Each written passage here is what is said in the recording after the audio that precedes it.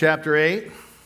We have been kind of like a broken record, kind of stuck on the same story for 3 or 4 weeks.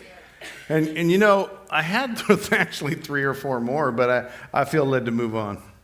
And so it's just a story full to the max of amazing things to do serving Jesus, coming from a Roman centurion. But it seems that Jesus moves on from this encounter, and we're going to read about that in Matthew chapter 8, verse 14 through 17, all right? So if you want to follow along, you can on the screen, or you can open your Bibles.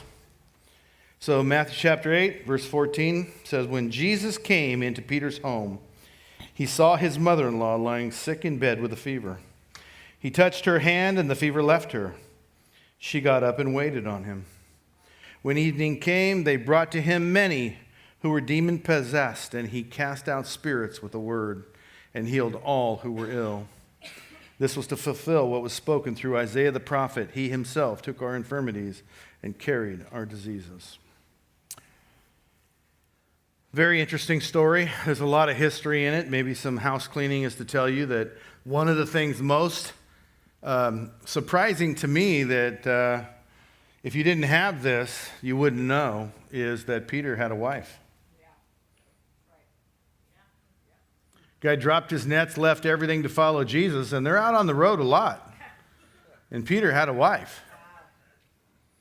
And history tells us quite a few, several decades later, Peter's wife died with him in the Roman Empire, crucified on the same day together.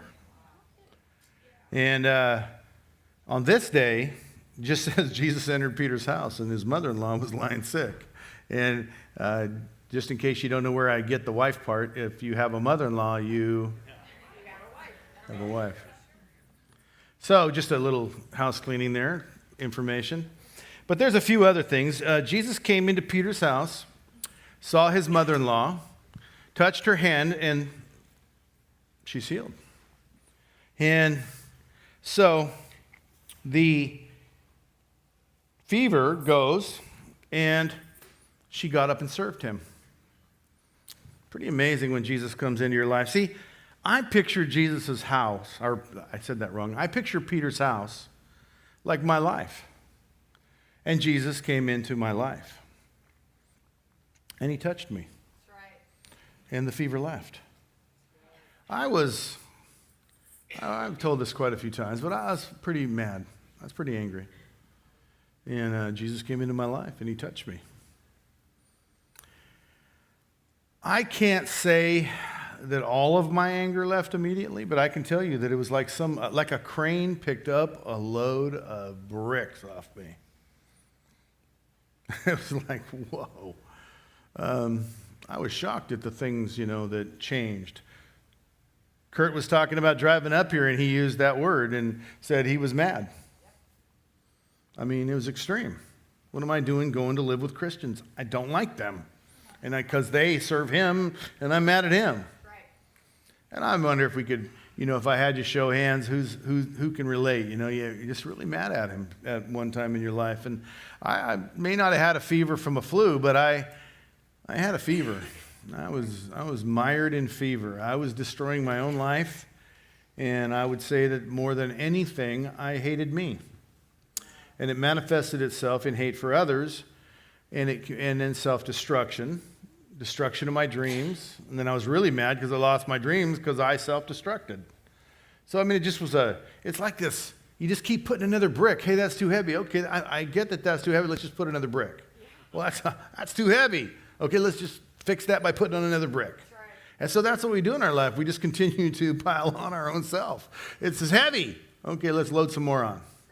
I can't do it. Okay, that's great. Let's try some more. And I think that, is anybody here relating to what I'm talking about? Yes. So Jesus comes into my life. Jesus comes into her house. And the outcome is, he touches her. He touched me. This is really a good story. He just comes in the house and he heals her. I was young. I didn't have much wrong with my body. I didn't need a lot of physical healing that day on March 10th, 1975. But a whole lot of my heart started to get healed. A lot of my fever started to go away. But I wonder if I did what she did. I wonder if you did what she did. Did you get up from your fever and go serve him? It says there immediately she got up and served him. Some people think Jesus healed her so he could have a servant. I don't think that's true. I think he healed her because she was sick.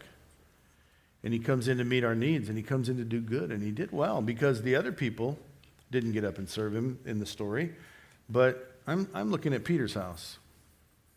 Peter gave up all to follow him, and Jesus came into his house. Mother-in-law got touched. She got up and served him. You know what I went and did after I met him? I went and served him. And I found out that it didn't cost me anything. Oh, yeah, all my money went away. I gave all my money away. I suddenly became generous where I was a total thief and selfish person. I became generous. Things just changed immediately. I began to be different. Right. You couldn't go out to dinner with me. I wanted to buy. I spent all my money on whoever went with me. I wanted to serve him. I wanted to demonstrate him. I told everybody about him. Came into my life and completely made things different. Now here I am 42 years down the road. I really am. 42 coming up on 43 years down the road. And I got to tell you, if I could liken my life to Peter's house, and if you would, just humor me and think about Jesus' entrance into your life and what it did for you. I'm utterly shocked because I ask all the time, has anyone here had a Christianity that didn't work? I asked it Wednesday in class. You had a Christianity, you had a belief, and your life just didn't get better. It just continued to go down the toilet until one day a lot of you found yourself locked up having professed a faith in Jesus or been raised in a faith. You were baptized as a child. You said you believed. Maybe you went to confirmation. I don't know. I did. I did all the little sacrament things, and my life wasn't working. I didn't even know he was real. Right. They just made me do those things. But one day in 1975, I found out he was real. I ask you all the time, have you ever had a Christianity that didn't work? Well, then the other question that comes right after that is, well, have you ever had a Christianity that did work? And what do you call working? I see in this story, he healed them all, cast out many demons, and he touched her and she served him. History tells us Peter's household is one of the greatest households of all time. We have been delivered the gospel of Jesus Christ. The Gentile world has been blessed, and the gospel has continued on because of the leadership of Peter. And Jesus entered his house, touched his mother-in-law. We know his wife served Jesus to her last breath because of the history, in the Roman history, of her being crucified with him. She loved Jesus. When Jesus enters your house, is the outcome that you love Jesus? When Jesus enters your life, is the outcome that you fall in love with him and that you get up and serve him? What is the focus of your day? Does Jesus own your days? Is that the result? You get up and serve him?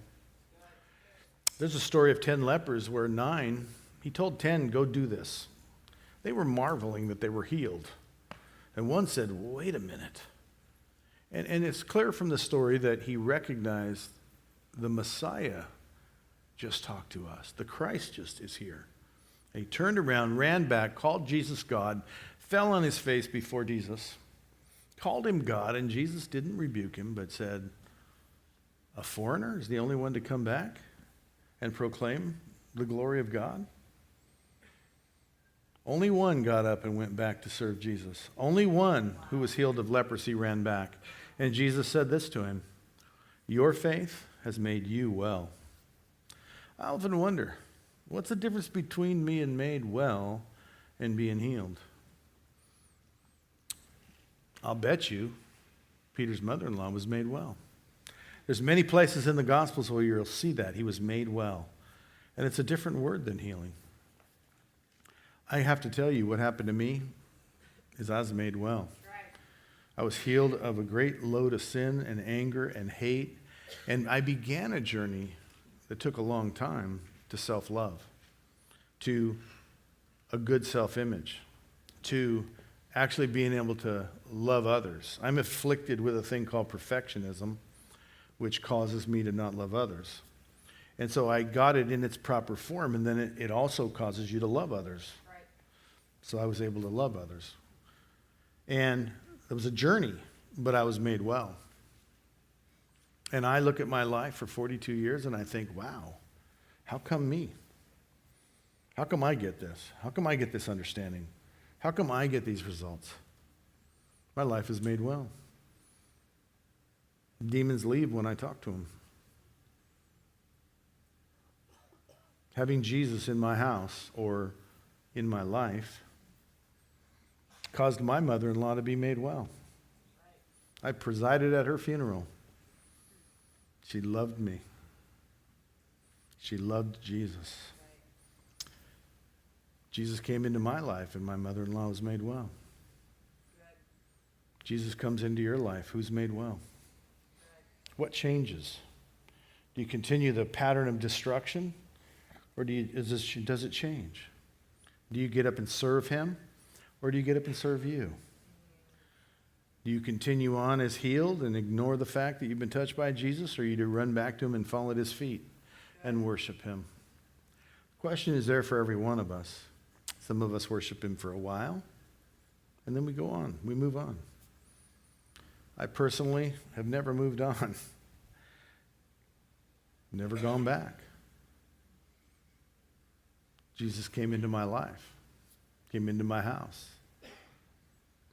My story is not finished being written, but one day there'll be a manuscript, The Life and Times of Steve Orsillo. It'll be played on a screen, I guess, in heaven. It'll at least be made known in heaven. The Life and Times of Steve Orsillo. And we will give answer for all of these things. The answers. When Jesus came into your house, what happened? When Jesus came into your life, what happened? What did you do with it? Jesus made a statement in Revelations to the church of Laodicea. He said, "This I have against you. You're neither hot nor cold." If you were cold, you didn't believe, that would make sense the way you live. But you say you believe and you don't live right? Well, you're lukewarm. And it would have been better if you were hot. It would have even been better if you were cold. But because you're lukewarm, I will spit you out of my mouth. I think what we do with what Jesus does when he comes into our house, I think he cares a little more than today's Christian church would allow you to believe or ask you to believe, would even tell you the truth about. I just want to make sure we tell the truth. Good, bad, or ugly, let's just tell the truth and let the chips fall where they may. What do you do with God's sacrifice of his son? What do you do with it? What do you do with Jesus coming into your life? My Father and I will make our home in you. Behold, I stand at the door and I knock. If any man or anyone, it actually says if anyone will answer the door, I will come in and have sup with him and have fellowship with him. And what do we do with Jesus coming into our life? What do we do with him? Do we make him a partner in a lukewarm life or a cold life? Or do we make him a partner in a hot life? A life that is all about passion for Jesus. It's all about living and loving Jesus. The end of the story is he healed them all. Cast out many demons and healed them all. Now that's where we're supposed to be going. I want that in my life. I want to see the household where many demons are cast out and all are healed. That's what I'm looking for. I'm on a journey, eye on the prize, and one of my prizes breadcrumbs along the way, as it were, one of my prizes along the way is all the demons being kicked out. You see, if demons quit lying to you, you'd find an easier path to liking yourself. If demons would quit lying to you, you'd find an easier path to loving your neighbor. And if demons would quit lying to you, if deception would quit being so important to you, you'd find it a lot easier to give your life for Jesus. When he comes into your life, to get up and go serve him. That's right. Immediately. Good. See, I don't believe in 12-step programs. Sorry. But because it's the best we got, that's what we use. I believe in one-step programs. I believe Jesus comes into your house, touches your hand, the fever leaves, and you get up and serve him. I see it in Paul the Apostle. He was transformed on a road. He was struck blind, saw a vision. Jesus talked to him. Boom. Done deal. He's on his way. He was a hideous man, and then he wasn't. He was going this way. Now he's going this way. Right. Changed his name and everything. He knocked on the door. They're like, uh-oh, the bad man's here. God said, no. Get him. I'm going to show him how much he must suffer for my name. He was totally changed. Completely different. That's what I believe should happen. I'm miserable. I meet Jesus. He comes in my house, touches my hand, the fever leaves. I get up and I serve him, and I'm no longer miserable. That's what I think should happen.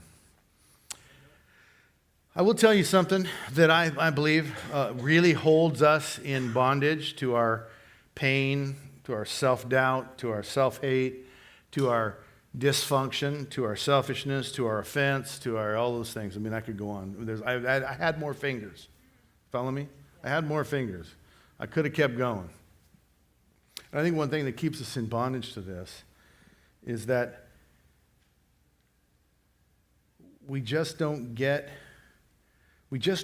let ourselves get free. Woe is me. Well, when do you stop saying woe is me and say, you know what? I'm sick of saying woe is me. I'm not saying woe is me. I'm saying he is good. I deserve nothing. I'm owed nothing. I owe everything. He touched my hand for heaven's sakes. He made his home in me for heaven's sakes. I owe him everything, and I'm no longer miserable. Oh, you're not? No. I choose this day to stop hurting in my soul. I choose this day to stop those disappointments from controlling my future. I mean, I can't tell you how many disappointments and failures there are in this room today. Right. How many people have had people that should have been there for them not be there for them? How many people in this room have been betrayed, abandoned, cheated on, hurt, lied to, stolen from? Okay, so when do you say that's enough? They've controlled me long enough. Here I'm hating people who betrayed me, so I became a betrayer. That's right. Time out. Time out. I'm done letting their betrayal cause me to be what I am, so I will never betray again. They lied to me. I'm done letting their lies cause me to be a liar. I will not lie. I'm done. I choose this day to let Jesus come into my life and cast out many demons and heal every affliction. And I'm going to get up from my sickness. I'm going to get up from my disappointment. I'm going to get up from my betrayal. I'm going to get up from my darkness, and I'm going to walk in the light. I'm going to begin to serve him. How many worlds could we change if just this many people could do that? How free would it become if how incredible. We just say, I'm tired of it. I've come this far, I will go no further in my disappointment, in my darkness. And I will invite Jesus into my house the way he went into Peter's house. And I am sick. I'll let him know I'm sick. But I'm going to let him touch me, and I'm going to get up and serve him.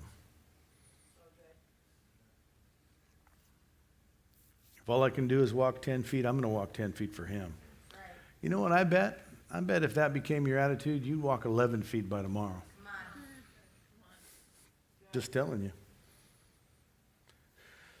If I can afford to give him $1 today, I'm going to give him $2 today. I'll bet you by tomorrow I'll be able to give him $3. That's right. You start moving forward. You start surrendering your will to him. You invite him into your life. See, I think there's a misnomer in Christianity where we invite him into our life to bless us. And I think he should come into our house to bless him, to serve him. And in the meantime, or just kind of like as a byproduct, he touches your hand. Your fever leaves. Many demons are cast out and everyone's healed. Here in the Father's house, I'm not okay with one person not being healed.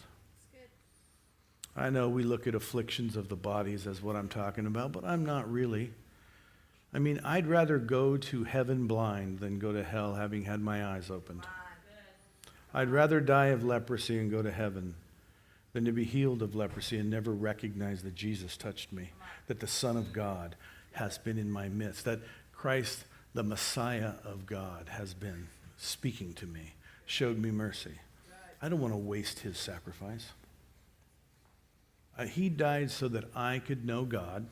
He died so my sins could be forgiven. He suffered the cross so that I could be healed. Like the prophet Isaiah, was it? No.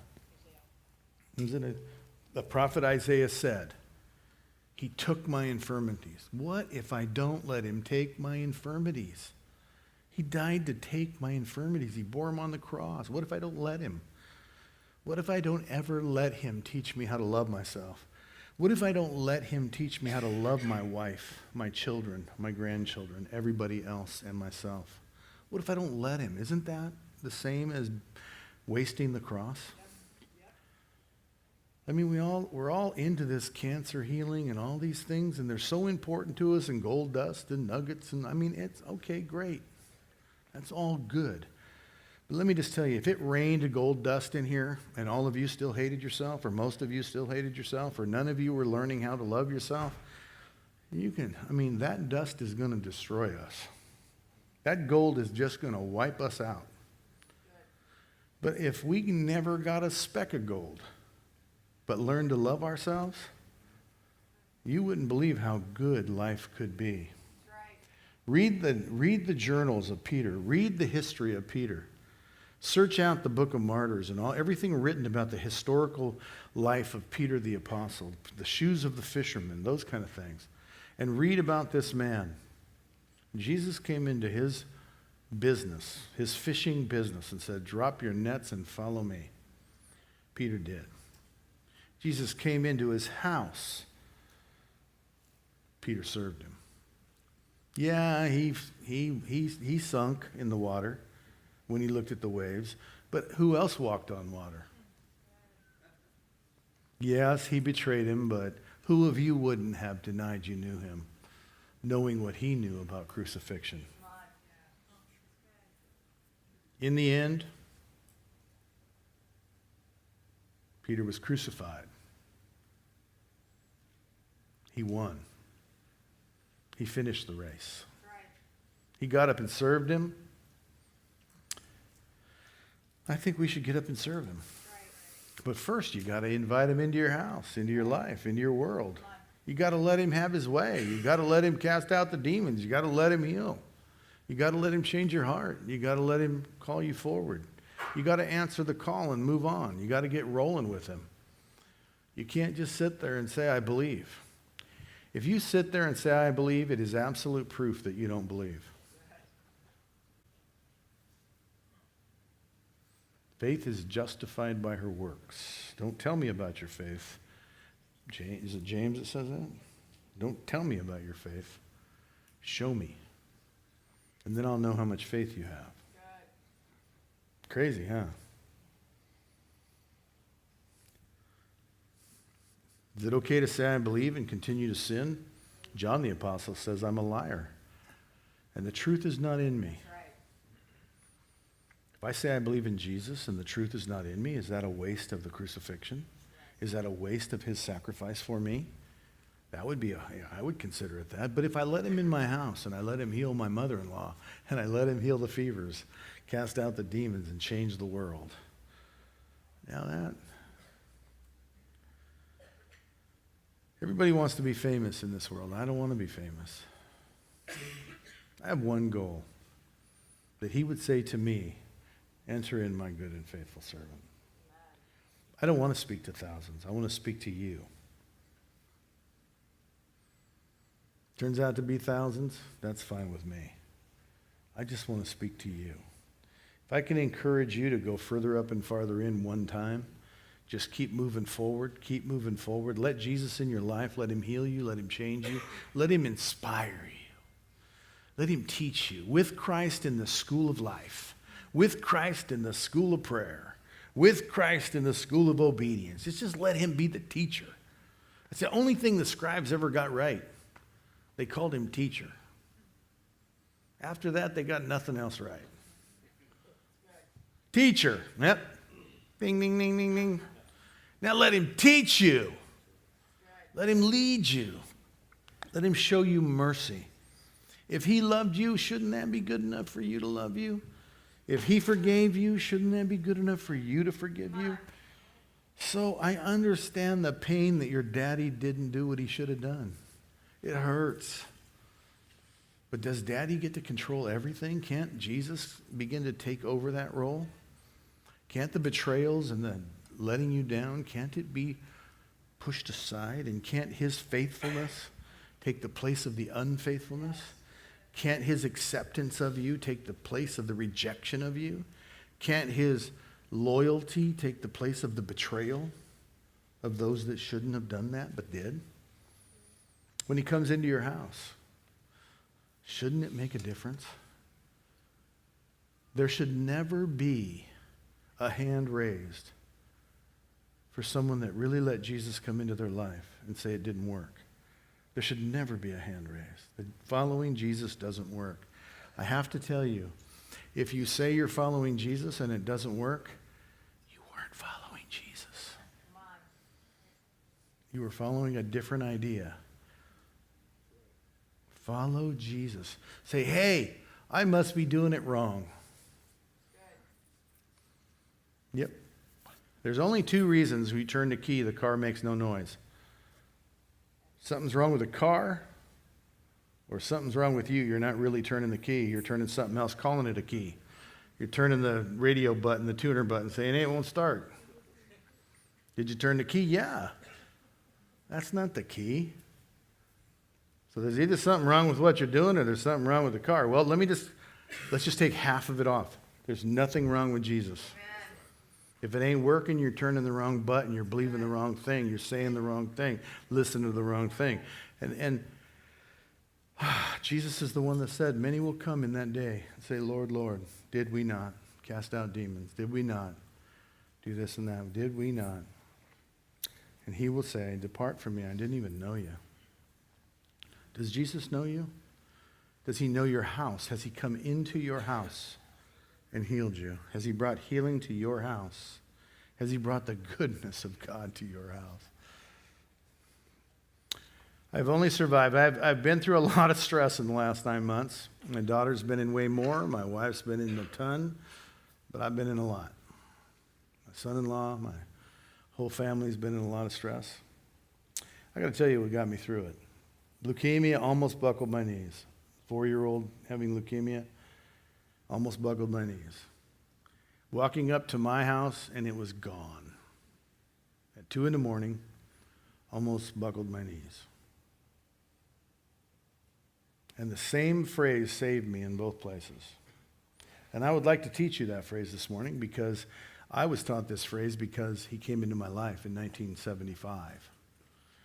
And I have experienced and I have decided to remember the experiences I've had so that, see, I'd never had those experiences before. I'd had maybe 1, maybe 2 in my whole life. And this year I've had more than my share.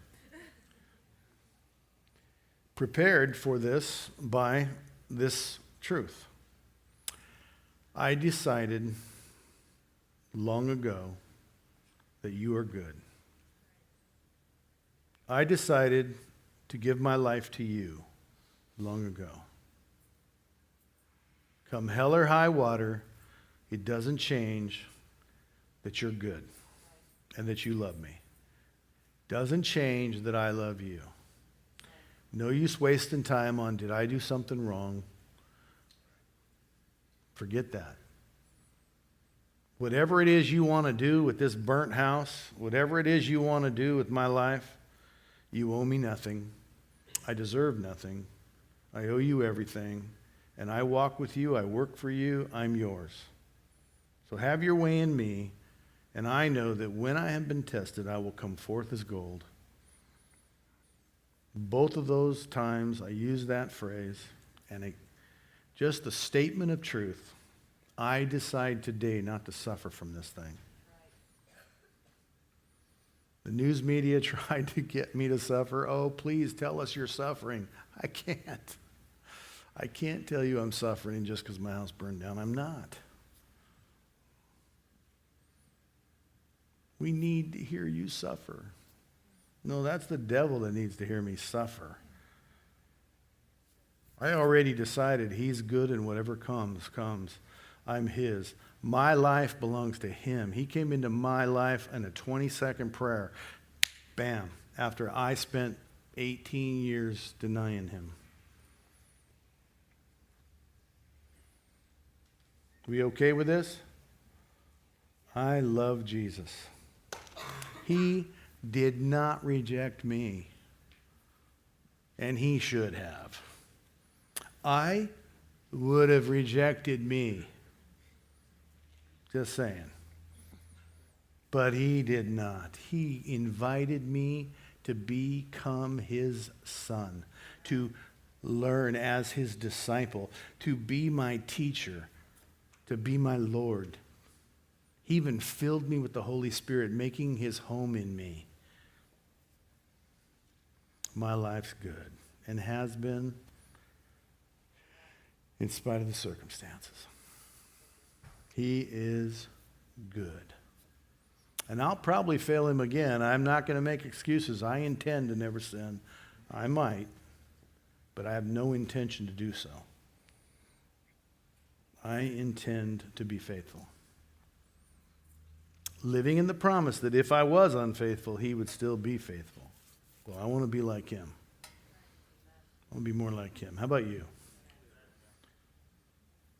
I kind of like standing up here. Yeah, I've kind of saw a lot more faces today than I normally see. Yeah. And I got to tell you something. Many of you need to let Jesus come into your life. You have been turning the tuner button, calling it the key for a long time. You've been saying you were a Christian when you were not a Christian. You say Christianity, you had a version of Christianity that didn't work, you didn't. You had a tuner button, you were calling the key. Saying the car won't start because the radio won't come on. You've trusted in you instead of trusting in him. Are you with me? And so I will continue to love you just the way you are because he loves you just the way you are, but he loves you too much to leave you that way. And he puts the words in my mouth that I share with you. You need to invite Jesus into your life because Jesus in your life, he will touch your hand. He will touch your heart. The way you know that's happened is you get up to serve him. Immediately. He becomes the focus instead of you. And so if that's something you'd like, it's what we live to introduce you to. We love Jesus, and we love his healing power. We love his life-changing power. We love the way he causes our life to be blessed.